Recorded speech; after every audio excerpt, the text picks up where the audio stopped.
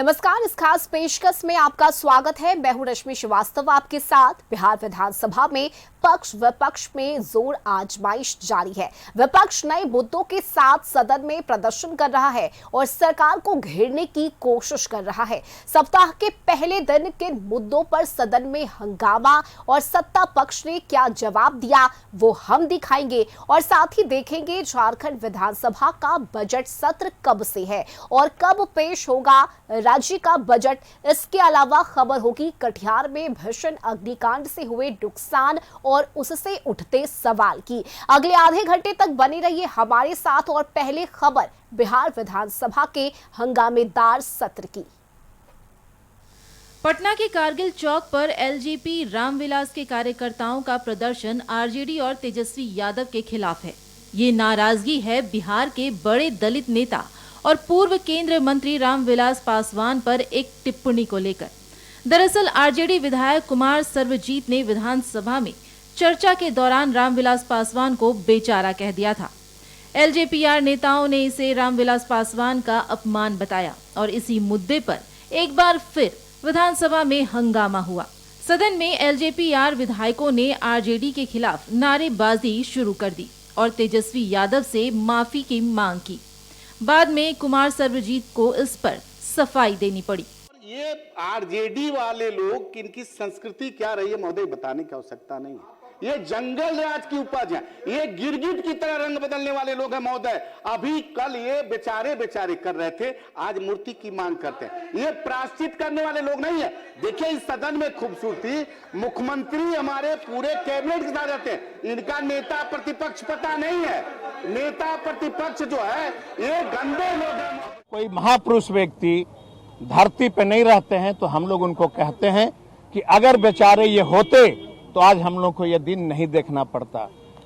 चिराग पासवान अपने प्रतिष्ठा को बचाने के लिए, उनकी पार्टी अपनी इज्जत को बचाने के लिए 19 एमएलए ने, एक एमएलए किसी ने नहीं कहा कि उनकी जो है आदमकद मूर्तियां लगनी चाहिए, उनके नाम पे छुट्टियां घोषित होनी चाहिए, मोकामा का चुहड़मल का बाबा का निर्माण होना चाहिए, मंदिर का टोला सेवक विकास मित्र में हमारी बहाली होनी चाहिए, चौकीदारी प्रथा लागू होनी चाहिए।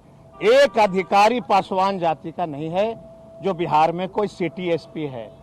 एक अधिकारी कोई बिहार में नहीं है जो एसपी है। दलित में कोई, पासवान में कोई एसडीओ नहीं है।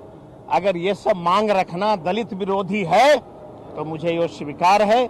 रामविलास जी का मूर्ति का डिमांड करना अगर दलित विरोधी है तो मुझे स्वीकार है। लोजपा बेचारा क्या कहा जाए, मैं भी कह रहा हूँ बेचारा क्या कर पाएगा।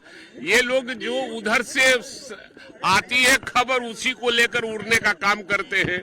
बेचारा किसने कहा और किस मुद्दे पर कहा ये जांच का विषय है और दलित ही ने ही कहा, दूसरा कोई नहीं कहा। पद्म विभूषण से नवाजे गए हैं और रामविलास जी अब इस दुनिया में है नहीं, गोलोकवासी हो चुके हैं।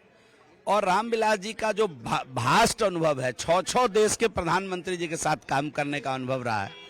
ऐसे कुशल नेतृत्व और ऐसे कुशल व्यक्ति और व्यक्तित्व के लिए जिस प्रकार की भाषा का इस्तेमाल राजद के लोगों ने के लिए किया, इसी पर उनके दल को भी आपत्ति थी और पूरे एनडीए को, पूरे सदन को आपत्ति थी कि तेजस्वी यादव आए और सदन में उस शब्दों के लिए माफी मांगे। इसके अलावा सदन में आरक्षण और इथेनॉल कोटे में कटौती को लेकर भी सत्ता पक्ष और विपक्ष में तीखी बहस हुई। जेडीयू के श्याम रजक ने सवाल उठाया कि इथेनॉल फैक्ट्रियों का कोटा आधा कर दिया गया है, जिससे इकाइयां बंद होने की कगार पर है और मजदूर बेरोजगार हो रहे हैं। इस पर सरकार की तरफ से उद्योग मंत्री दिलीप जायसवाल ने जवाब दिया। नगर में Bharat plus ethanol private limited का निरीक्षण किया था और वहाँ आदेश दिया था उन्होंने कि 100% इथेनॉल खरीद का आश्वासन भी दिया था, लेकिन इसके बावजूद यहाँ आधा कटौती हो गया, जिसके कारण 7% इथेनॉल कंपनियां बंद हो गई है। 700 से ज्यादा मजदूर जो काम करते थे सब बेकार हो गए हैं, जबकि हमारी सरकार की नीति है कि हम रोजगार देंगे। 700 लोगों का रोजगार छीना गया है महोदय कि 1060 किलो लीटर यानी 35 करोड़ 28 लाख लीटर जो है इथेनॉल परचेज करने का एग्रीमेंट हमको अलॉटमेंट हुआ था, लेकिन ये लोग एथेनॉल बना रहे हैं 1602 किलो लीटर पर डे, इनकी क्षमता है। उसके बाद भी हमने पत्र लिखा है और बहुत गंभीरता के साथ हम प्रयासरत हैं कि इथेनॉल कंपनी में जो इथेनॉल की फैक्ट्री है वो जितना तेल बनाते हैं, उनको इथेनॉल बनाते हैं, हम उनको परचेज करने के लिए भारत सरकार से अनुरोध किए हैं और बहुत गंभीरता के साथ हम इसको जल्द ही कोटा बढ़वाने का काम करें। वहीं 65% आरक्षण को संविधान की 9वीं अनुसूची में शामिल करने की मांग को लेकर विपक्षी सदस्यों ने प्रदर्शन किया। कार्यवाही शुरू होने से पहले ही महागठबंधन के विधायकों ने इस मुद्दे को लेकर नारेबाजी की। विपक्षी सदस्यों का कहना था कि जब तक आरक्षण का दायरा नहीं बढ़ाया जाता, इसे संविधान की 9वीं अनुसूची में शामिल करने की ठोस पहल नहीं की जाती, तब तक आंदोलन जारी रहेगा।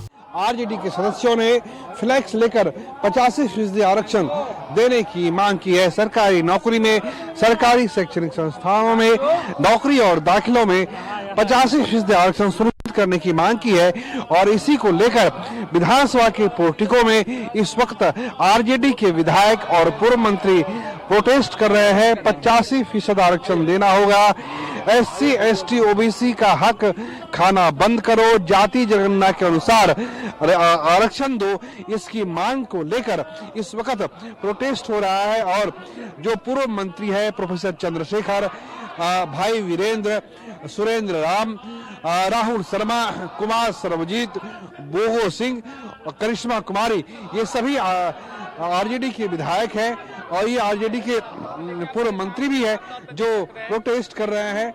और माले के विधायक आ चुके हैं उनके समर्थन में। यही नहीं, माले के साथ साथ जो सीपीएम के विधायक हैं अजय कुमार, वो भी प्रोटेस्ट में है और वो आरक्षण की मांग कर रहे हैं। विपक्ष के हंगामे की वजह से सदन की कार्यवाही स्थगित भी करनी पड़ी। संख्या में कम विपक्ष लगातार किसी न किसी मुद्दे पर प्रदर्शन कर रहा है। कानून व्यवस्था, नीट छात्रा मौत, दरभंगा में बच्ची की रेप और हत्या सहित कई मामलों के बाद अब आरक्षण के मुद्दे पर सरकार को घेरने की कोशिश हो रही है। हालांकि इन सब के बीच विधायी कार्य भी पूरे किए जा रहे हैं। ब्यूरो रिपोर्ट, कशिश न्यूज।